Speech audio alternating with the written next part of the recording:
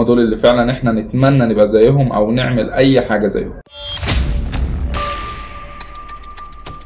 السوبر هيروز، مارفل ودي سي، سوبرمان، سبايدر مان، ايرون مان، الناس الجامدة دي كلها قوي، مفيش حد فينا في طفولته وهو كبير مفيش حد فينا ما بيحبهمش.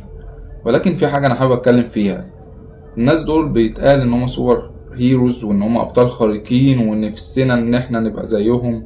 مفيش طفل طلع شاف الحاجات دي غير ونفسه ان هو يطير، نفسه يبقى زي سبايدر مان، نفسه يبقى زي سوبرمان، عنده قوة خارقة، اللي بيطلع نار واللي بيطلع ليزر من عينيه واللي عنده عضلات جبارة. كل ده حلو وكل دي حاجة كويسة، ولكن في حاجة اهم من كده. كل ده مش حقيقي، وكل ده مفيش حد هيقدر يحققه.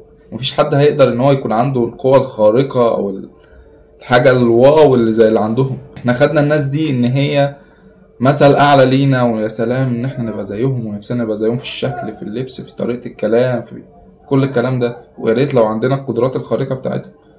ولكن انا حابب اقول ان في ناس اساسا عندهم قدرات خارقة حقيقية، عملوا حاجات مفيش حد غيرهم يقدر يعملها ومفيش حد عملها، ما بنتكلمش عليهم. احنا لو عايزين فعلا ان احنا نخدم يعني البشرية، او عايزين شايفين ان احنا عايزين الناس تبقى احسن، طب ما نمثل الناس الخارقة اللي بجد.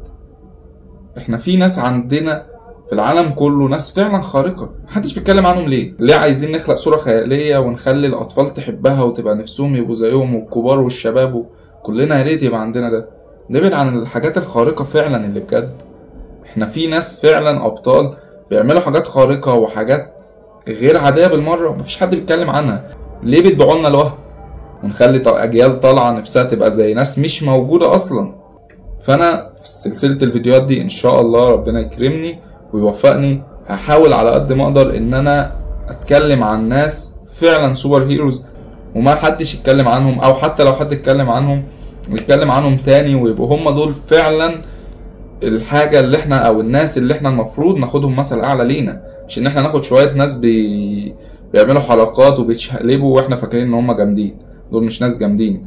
فانا هحاول على قد ما اقدر ان انا اجيب ناس حقيقية، ناس خارقين فعلا للطبيعة، نتكلم عنهم ونبين بطولاتهم، وهم دول اللي فعلا المفروض ان احنا ناخدهم مثل اعلى لينا. انا محمود ابو العمايم. لو عجبك الفكرة دي ما تنساش تعمل لايك وشير وسبسكرايب عشان تشوف الفيديوهات اللي جاية وتشوف الناس اللي فعلا المفروض ان احنا ناخدهم ابطال خارقين، وان احنا نركز الضوء عليهم، وهم دول اللي فعلا احنا نتمنى نبقى زيهم او نعمل اي حاجة زيهم.